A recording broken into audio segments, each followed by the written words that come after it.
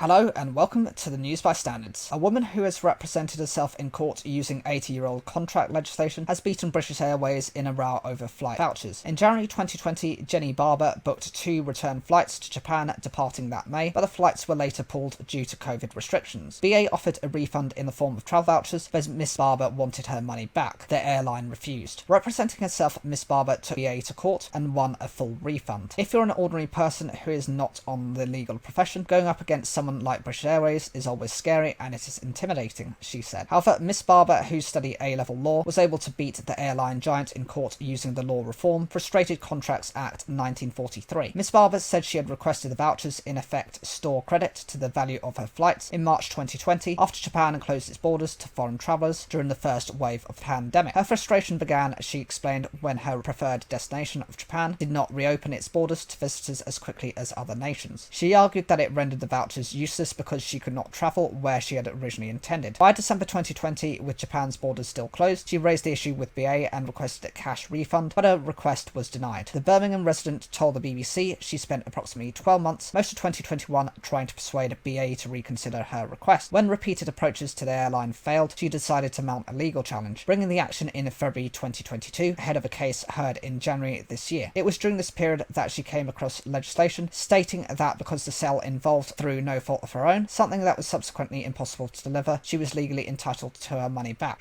Restrictions on travel to Japan, where Miss Barber once lived, were not lifted until November 2022. Miss Barber said she was moved to take matters into her own hands because she didn't feel it was right there was no leeway on vouchers when Japan's borders remained shut. Armed with an A-level in law from City College in Coventry, she began to conduct research at her local library. It was here she found out about the law she used to make her case. The case was heard at Redditch Magistrates Court, Worcestershire on the 20th of January, where Miss Barber was awarded the sum of £2,523.42 to cover flights, interest up to the date of judgment, and costs. Miss Barber has now joined a number of Facebook groups for people who have found themselves in a similar situation and has been offering advice. If I can get more people their refunds, I think that is the ideal outcome, she said. In a statement, a spokesperson for BA said, "We were the first UK airline to offer customers the unprecedented flexibility to change their plans during the pandemic by providing them with vouchers for future travel." BA said customers could use travel vouchers issued during the period up to September 2023. Consumer solicitor Gary Rycroft said, "When a business cancels a service that they have been previously promised to provide, it is not unusual for the business to offer vouchers, but it is really important for consumers to understand they don't have to accept vouchers, they are entitled to a full cash refund. I am absolutely thrilled that Jenny decided to see through this case. She absolutely knew what her legal rights are and she stuck to her guns."